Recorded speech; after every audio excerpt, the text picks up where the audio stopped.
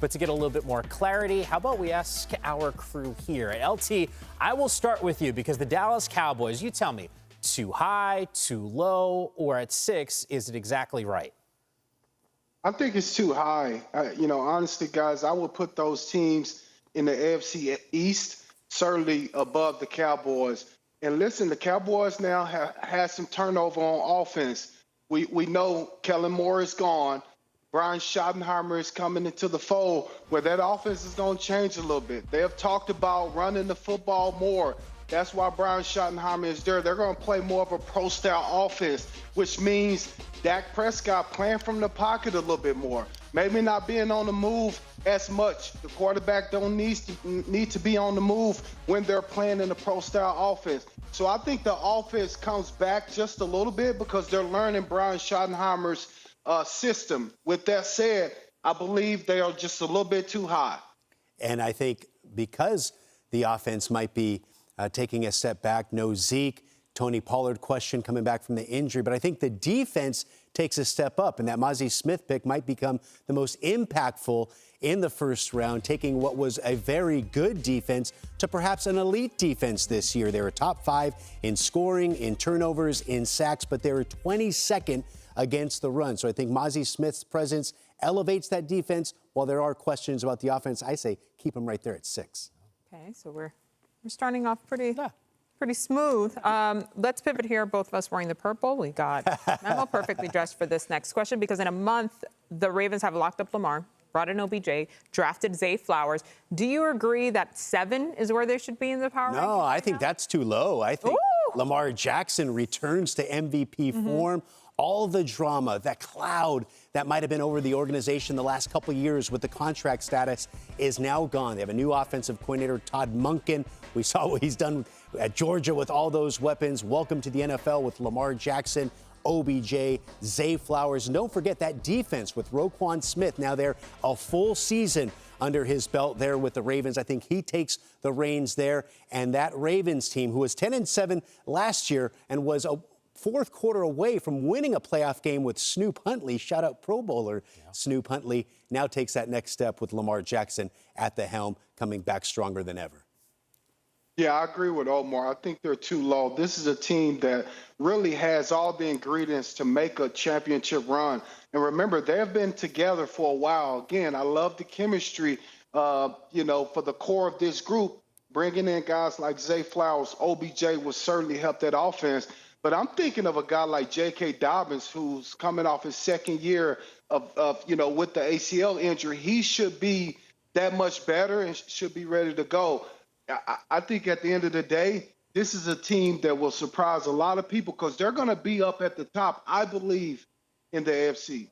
All right, LT, but what about the Jags sitting at number 8? This was the 5th youngest team in the league a season ago, won the division, feels like the arrow's pointing up, and, of course, gave the Chargers a loss that I think they're still sort of reeling from. Are you buying? Sorry, that's a low blow. My bad, man. What? I didn't mean to do it like that. But at 8, how do you feel about that ranking? No, I think it's too high for Jacksonville. Now, I love the pieces. I love what, obviously the season that they had last year. But I want them to prove it again. I'm not so sure that I can say they're the outright favorite in their own division with Tennessee and the Colts. Those teams typically give each other fits. But I will say this. They are pointing in the right direction.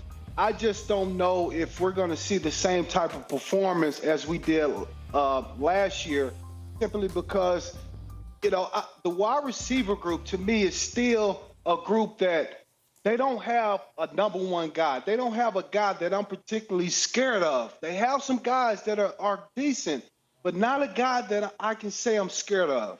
And I think when you look at the Jaguars, they were one of the last 8 teams in the NFL playing last season. But I don't think they've done enough to start there. It is a young team. I think they're coming. I think they have a chance to win the division again and become one of the last 8 teams standing yet again. But at this point, I think they still need to show some consistency to be at that elite level. Remember, they were 4-8 at one point last year before winning those 5 to end the regular season. And, of course, the playoff win where for one half they looked horrible and for one half they looked amazing. So I think when you look at the Jags, get some consistency, get a little maturity there, and then maybe we put them a little higher. Yeah, I want to see who they are. Who are you truly? All right, let's go to a team that was not easy to defeat. They just didn't get as many dubs as they would have liked on the board. The Lions are at number 11, Omar. That's the fourth highest ranked NFC team. What do you think that lands on the scale? That's too low. I mean, I think the Lions, they're coming. We've talked about them as the darlings of the entire NFC, perhaps in the NFL this offseason. I think they got a whole lot better. Forget about where you think Jack Campbell should have went, where you think Jahmyr Gibbs should have went, Sam Laporta. They got some studs in the NFL draft. And let's not forget guys like Chauncey Gardner-Johnson and David Montgomery that they picked up in free agency. This Lions team, which showed at the end of the year how good they could be, barely missing out on that playoff roster, got a lot better here in the offseason. I think they should be higher than 11. Yeah, I'm going to say they're just right. I think this is a team obviously ascending, but playing a tough division. We know that, the teams in that division have gotten better, although we can argue about Green Bay. But I think Jared Goff is the key, right? I mean, can we see Jared Goff have another season like he did last year? Can he have the consistency? The last time he played well, obviously he went to the Super Bowl with the Rams, and then the next year he fell off a little bit. So that's the main point for me. Jared Goff has to play good football. I believe that their defense will become a lot better, even though they struggled last year. I think they will be better, but I think they're just right. They need to prove it a little bit more as well. Yeah, it's a good point, LT, on Jared Goff, and maybe the Hendon Hooker draft pick creates a little bit more competition. And look, Jared Goff was terrific a season ago, but we're talking about too high, too low, just about right. LT, who's the underrated team in your mind? J-E-T-S. Come on. Jets. It's the Jets, guys. I mean, come on. They're number 9 right now with all that they have done. And I know earlier I talked about building that chemistry, but I believe they will build that chemistry. That's why we have Aaron Rodgers at the Jets complex right now, because they're building that chemistry. And when it's all said and done, this is going to be a battle-tested team because they're playing in the AFC East where there is no easy wins. So we're looking at the end of the season, the power rankings, the Jets will be, in my opinion, in the top 7 at least. So I think they're too low right now at 9. Aaron Rodgers certainly is motivated, and that's going to pay dividends. I went to NFL.com. I didn't read the comments to Dan Hanzus' article, but I bet you the Minnesota Vikings fans are going nuts. They are at 16. This was a team that was 13-4 last season, and I don't think they did enough to fall off that far. Granted, they won so many games by the skin of their teeth, and we all know how one year to the next, the ball may not bounce their way, but I think their defense will improve with Brian Flores as their defensive coordinator. We saw what he did right away with the Dolphins team that was depleted with talent. If the Vikings can improve off that 31st ranking that they had last year, I think that more than justifies them to be right there in the mix in the NFC North with those Detroit Lions. And obviously we saw the Green Bay Packers perhaps take a step back with Aaron Rodgers. So I think the Minnesota Vikings, 13 wins last year, to be at 16, way too low.